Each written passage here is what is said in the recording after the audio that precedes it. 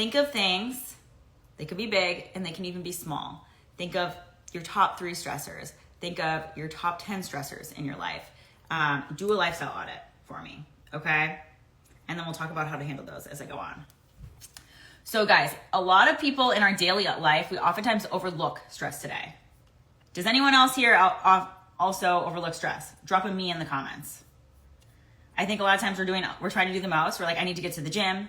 I need to eat cleaner. I need to go for a run. I need to work more. I need to hang out with my kids. I need to hang out with my husband or my wife or partner, whatever it might be. But we're not really sitting down and looking at our stress.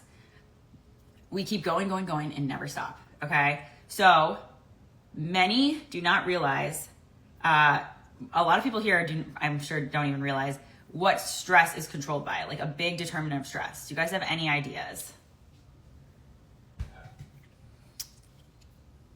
A lot of times people don't realize that what we eat plays a huge role on our stress, okay? Our diets play an enormous role on our stress response. And I cannot say that enough. Walk into a grocery store. There's like right front and center, all the processed foods, you know? And then on the perimeter is all of our whole real foods.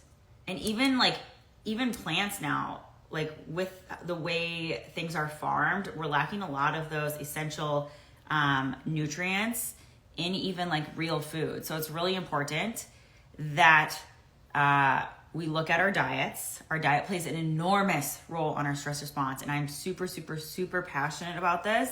So when we eat certain foods, it literally jacks up our adrenaline and our cortisol. Can you guys guess? I got 2 foods written down. What 2 foods would jack up your cortisol? Types of foods. Number 1, to give you a hint, they both start with an S. Number 1 is sugar. So this can be refined or unrefined sugars. These can really jack up our cortisol. And starch. So sugar and starch. Our physiologic response in our bodies when we eat these foods is like similar to us running from a bear. I kid you not. So yes, processed foods. Yep. We really want to try to eat as many real foods as possible. Our stress response is always the same.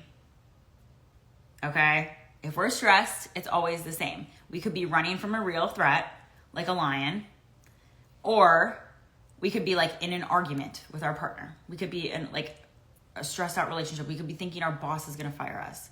We could be doing too much high intensity exercise. We are having the same response to these, like, let's call those like fake stressors, even though they're causing stress. These like small stressors as like running from a bear, which I can only imagine is terrifying. But foods, you guys, we can actually calm our nervous system too by eating very specific foods, which I'm going to talk more later. And I have something super exciting to announce regarding this. But whole, real foods, we need to be eating healthy fats, high quality protein sources, lean protein sources. And then we do need foods from like our plant foods, our vegetables. We need fruits. So important that our diet, we are providing our body with the fuel and the sources of food it needs to also help our minds, okay? Our gut is like our second brain. I never want you to forget that. Another big thing that goes into mindset, or that goes into stress that we don't think about, is our mindset. A lot of stress we create with our minds. I know I'm good at that. I'm going to raise my hand and say I'm good at that. I create these stressors, but I'm working on it and I'm continuously getting better. And that's where I think previously, when I was in school, when I was in PA school, I was always stressed about the next test, the next exam. I always wanted to be perfect. I want to read a quote to you that I heard. Trauma is not about what happens to you, but about the meaning you make from what happens to you. Okay? So let that sink in. 2 people can experience the exact same event, the exact same thing, but they could have very different responses, and it can register very differently with people and with your biology. So it's important to think, like, some people respond to stress like the world is ending, doomsday type situation, and some people just brush it off like, I'm okay, I'm fine, I'm still breathing, we're doing great. Okay? So it's so important for us to get our mind straight. Who's with me? We have to stop these, let's call them ants in our head, which means these automatic negative thoughts. We need to get these negative thoughts out of our head and really change our mindset. All right. So some practices we can do. I got a question that said, how can I naturally lower my cortisol levels? So everyone watching, what are some things you guys do? Write in the comments for me that you do today to lower your cortisol.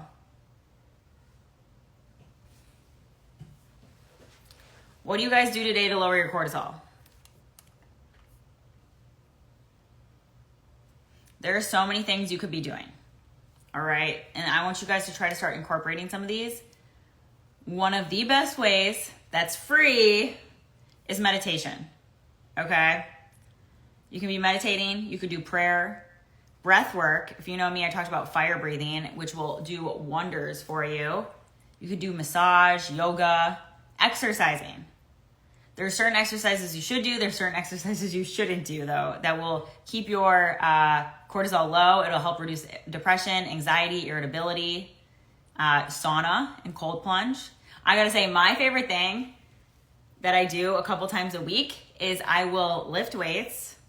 I lift weights for you guys. I don't spend a long time in the gym, too. I want to make that really clear. I'm in the gym for less than an hour lifting weights, 5 days a week right now. And usually after, if I have time, I love to do a 20-minute steam and then a 5-minute cold plunge. And that really helps me. But think of different things you can be doing to reset your minds and your bodies. You really have to actively learn how to relax. And this doesn't mean just sitting on the sofa, watching TV. We really have to tap into our parasympathetic nervous system, or our parasympathetic state, which is like our relaxation response, okay? Different supplements can help too, especially if we're not getting these from our diet. Magnesium. I cannot preach this enough. I take magnesium every night before bed. I freaking love it. I swear it helps with my sleep. It helps with my relaxation. It helps with my stress. Zinc. Zinc is a good one. Vitamin C, vitamin B5. There's also all these like adaptogenic herbs people are taking, which are helpful too. So look at your mind, you guys, okay? After this call, look at your mind, your beliefs, your attitudes, your choices. You have the power. A lot of us are very reactive today, and we need to be proactive. I talked about this before, like proactive response to things. Don't be so reactive. Another thing I talk about a lot that I'm super passionate about is sleep. Sleep is a big medicine in reducing our stress. If we're lacking sleep, it's like a huge domino effect to our day, right? How many hours of sleep are you guys getting? Everyone tuning in, write in the comments how many hours of sleep you get, whether you're watching this live or as a replay. I get 8 hours now. Previously, I was getting like 5 hours of sleep. I kid you not. And it's a domino effect for your whole day. It will, first of all, you're going to be exhausted the next day because you're not sleeping well. Number two, it will make you feel more hungry because it increases your ghrelin, which is your hunger hormone. You're going to be less motivated to go to the gym. You're going to get worse workouts. You're going to get worse results from the gym. Usually two people, that's when you're hungry or crabby or feeling lazy. That's normally when I will lean towards less healthy options. Yes, I love seeing 8 to 9 hours of sleep. Stacy, that's freaking amazing. Alexis, close to 7. Like, let's try to get at least 7.5, 8 hours. We got 10 to 13 hours on Instagram. Wow. I need some of that sleep. But yes, that is super important. Sleep is so important. Let me look at some of the other questions I have here. I know a lot of people too, like people too ask a lot about if I have low cortisol. Low cortisol, I want you to think like, because you can have high and low cortisol, symptoms can be very similar, so it's hard to know necessarily like which one it could be. And think of things like down, I'd say like burnout, you're exhausted, you're depleted, chronic fatigue. It's hard to get out of bed. It's hard to move your body. These are some good signs that your cortisol could be low, but again, you could have high cortisol, you could have low cortisol. You might not be clearing cortisol out of your body, or you could be clearing it too much. So that would be the issue, not like the production of it. Or you could be deactivating your cortisol. So that's why it's really important to test. I don't like to just like necessarily assume someone has high cortisol unless we have a test or results showing that. But it doesn't hurt to go through the same sort of cortisol protocol, right? Okay, I got so many questions here. Glucose. How does blood glucose affect my cortisol? This is huge, you guys, and this is kind of goes into with the food as well. So remember, if your blood sugar drops, your cortisol will rise. So that's why with like intermittent fasting, it's not good to fast for too long to not give your body the fuel it needs. Cortisol is a glucocorticoid. So one of its main functions in the body is to mobilize energy in the form of glucose or blood sugar. So it's going to give your body action. A lot of times, your body and your brain need a constant supply of glucose to function. And so when we're not giving our body food, if we're fasting for extended periods of time and we get really low blood sugar, that's why we get brain fog, because our brain is not getting the fuel it needs. Our brain needs to get proper fuel. So it's important for us to stabilize our blood sugar with our diet. If there's any imbalance in cortisol, you will have a really hard time regulating your blood sugar levels as well. And that's why it's a huge risk, ultimately, that you could get diabetes if you're suffering from chronic stress. So you need to focus on number one. Well, I would say both of these simultaneously. You need to be working on dealing with regulating your blood sugar and your stress. All right. So remember, guys, if your blood sugar goes low, your cortisol will go high. That's kind of like the top number one thing to remember with that. Okay, I'm looking for some more questions. If you guys have any questions too, comment them. I know it's hard on Instagram, but if you guys are in my Facebook group, is there a blood test that measures cortisol? Yes. So there's so many different ways to measure cortisol. Usually you'll go to your primary care, like some people will go to their primary care doctor, and I've actually had clients where the primary care doctor is like, this isn't real. You don't actually have hormone issues. It's super rare. And they wouldn't even give them a test. I've had some people get them with their primary care doctor, but they're usually super basic and not usually covered by insurance. I actually do have my own ZZ Fit lab test kits that I send to anyone that's interested, and you can just do it right at home. So it's super nice. I have a stress test kit.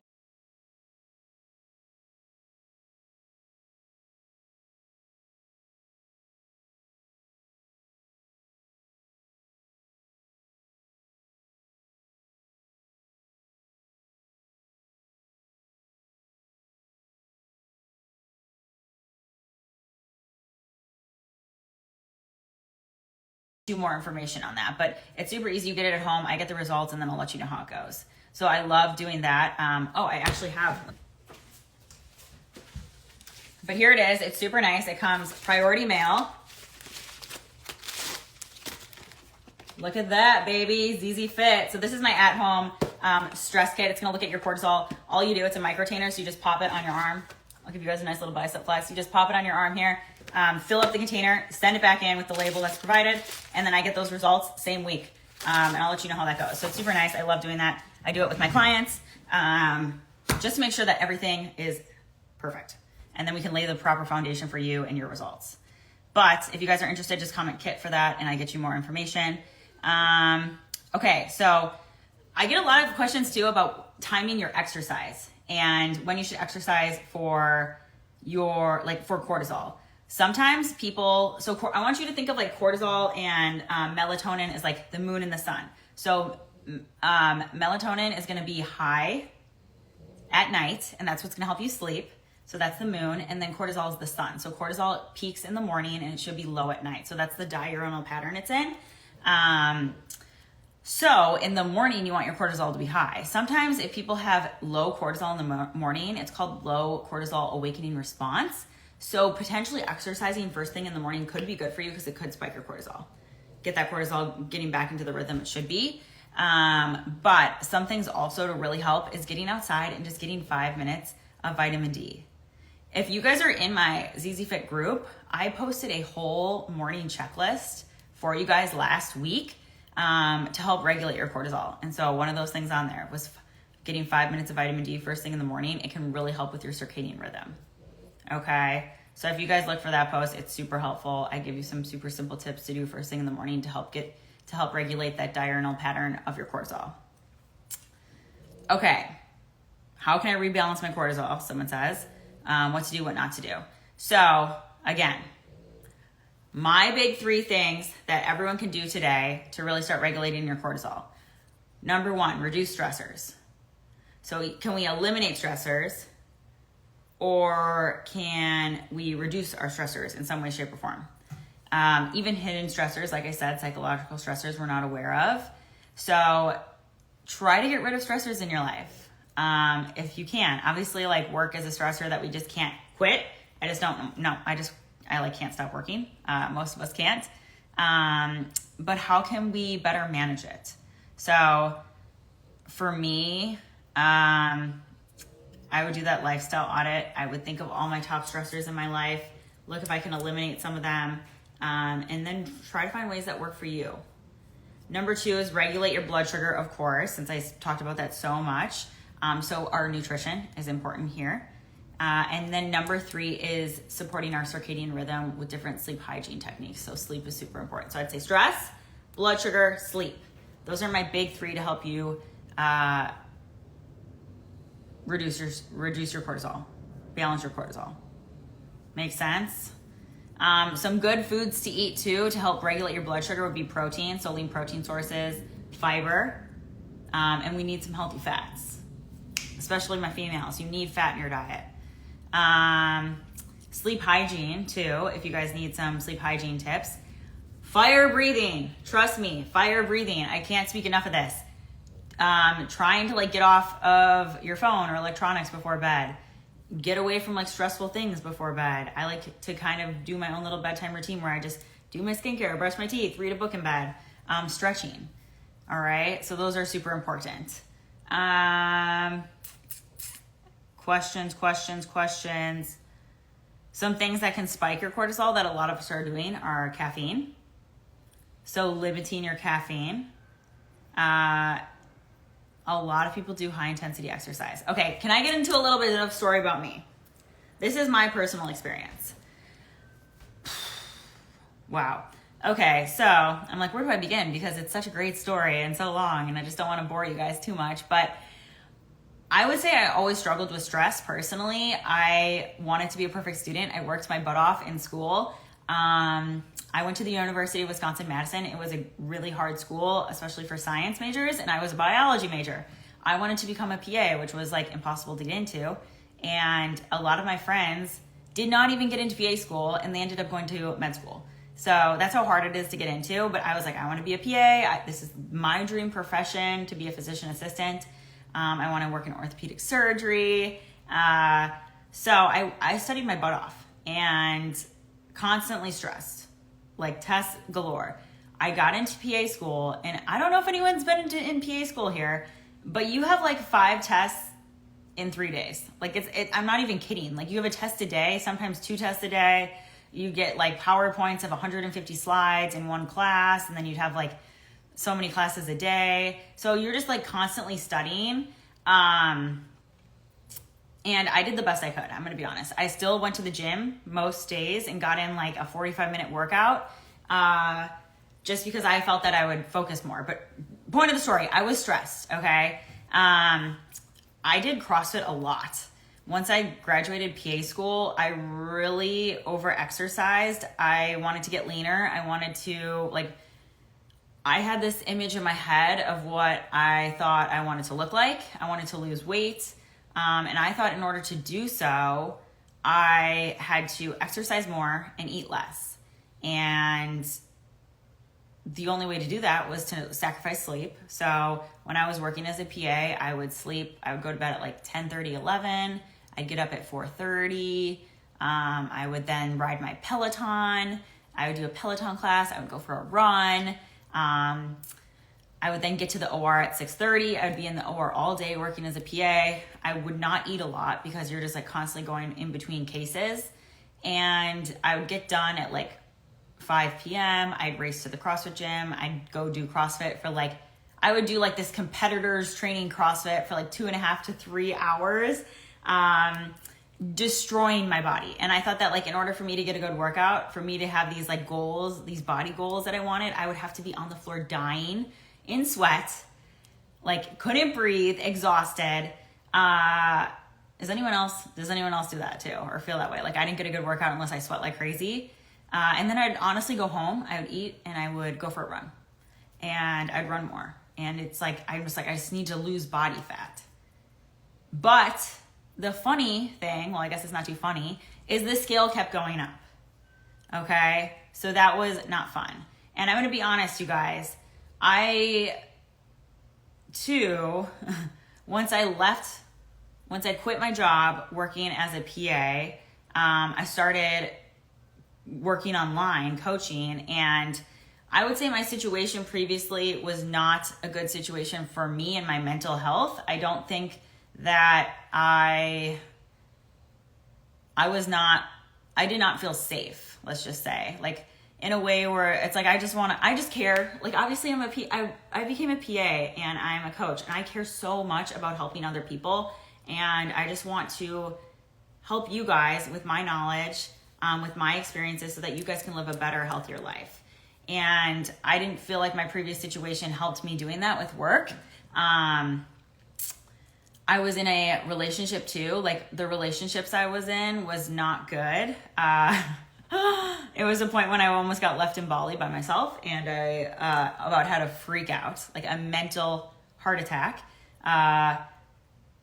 And I think that was kind of like my breaking point when I was like on the opposite side of the world. And I was like, I'm in freaking Bali and I should be living life.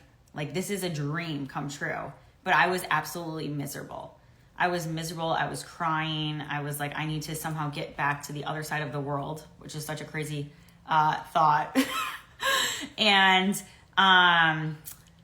yeah, so I think that was kind of my breaking point. And then there, I just decided like enough was enough. And if I look back at photos of myself from that trip, I can see the toll stress was putting on my body. I can see like, and it was a lot of psychological stressors then. And I just had to do like a complete reset. I literally had to reset every aspect of my life, which was stressful in and of itself. But it's crazy when like your relationship is tied to your work and then like you feel so alone, how stressful that can be. But if anyone is there at this time and place, like it's important to love yourself and to give yourself the love you deserve. And so for me, I'm just so grateful for where I am today. It almost felt like I had to break completely apart into a million different little pieces. And then I've been picking up the pieces over the last half of last year. But guys, the last 6 months, like I gotta say 2024, I have completely leveled up my life. I do not do extra cardio. Okay. So no more cardio. I do walk. So my morning routine, I get up, because a lot of people ask me what my morning routine is. I get up, I will drink my water, because first we hydrate, then we caffeinate. I will go for a walk. I get outside, I get my vitamin D. I feel so good then. I obviously get in 8 hours of sleep every single night too. So I still get up at 5, but I go to bed at 9. I'm like a grandma at night, but I love it. And I feel so productive in the morning. I will get my walk done. I will literally get 12,000 steps before 7 a.m. and then I'll be working in a coffee shop. I like to go to a local coffee shop. Like I obviously can work, or if I'm doing calls, I'll be doing client calls at home.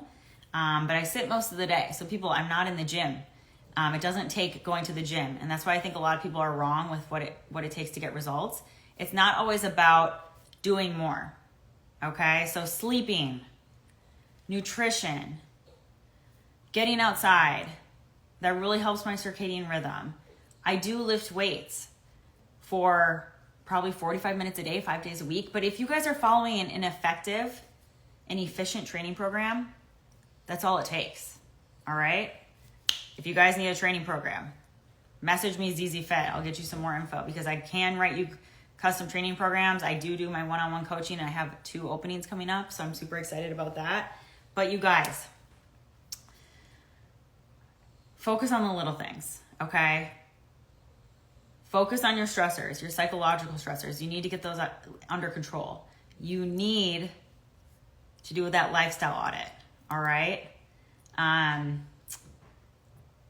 Love yourself.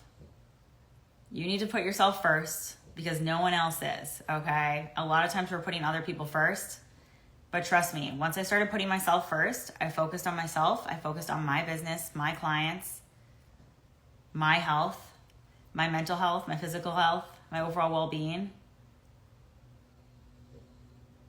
I feel amazing and I'm so happy, and I can see it like even in my body. I'm eating more food. I'm feeling more full. I freaking love food. You guys, I still eat ice cream. You know, you don't have to cut out the foods you love. Any questions, you guys? I kind of went on a little rant there, but I just wanted to give my little story. I also have cut out caffeine for over 2 months now, and I think that's amazing. That really helps with my sleep. But yeah, prioritizing protein is really important. You guys, I don't know if you saw the replay of my call last week, but for my big news, and this is big, no one will see this coming because it's that big. But I've been working behind the scenes on, can you guess? Any guesses? Writing my own book. And I just want this to totally shake up the health and fitness industry. And I want to change your life forever. So my book launch is coming soon, and I have my wait list ready to go. So if you guys are on Facebook, comment wait list. If you guys are on Instagram, you can either DM me wait list, or you guys can all text me. I'll just give you my freaking phone number because I love you all that much, okay? So if you want my phone number, don't use it, don't abuse it. Text me wait list, text me book, and I will send you the link to get on my wait list. If you are one of the first, you are going to get so many exclusive discounts and deals with the launch of this book, so I'm super excited. So here's my number, 702-473-0244. Use it, don't abuse it. But just comment me book, comment me wait list. I'll send that link over to you. If you text me something else that's weird, you might not get a response. So just message me those. 702-473-0244. I'm so excited about this. I'm going to have a book launch party. So if you get on my wait list and you're one of the first, you're going to be able to join me for my party. Who doesn't love party? And it's the 4th of July for everyone in America. I know we have a lot of people all over the world. If you guys are on Instagram, either DM me wait list or text me. But that's all I have. Any questions, you guys? I think the lady of the hour wants to say goodnight or goodbye. But yeah, you're welcome to my kitchen. Here's the lady. Oh, you're heavy. My heavy girl. We're back. What do you think? She says it's time for dinner. Feed me. All right, you guys, that's all I have. I hope everyone has a great rest of your Wednesday. I'm super excited. We have big things coming for ZZ Fit.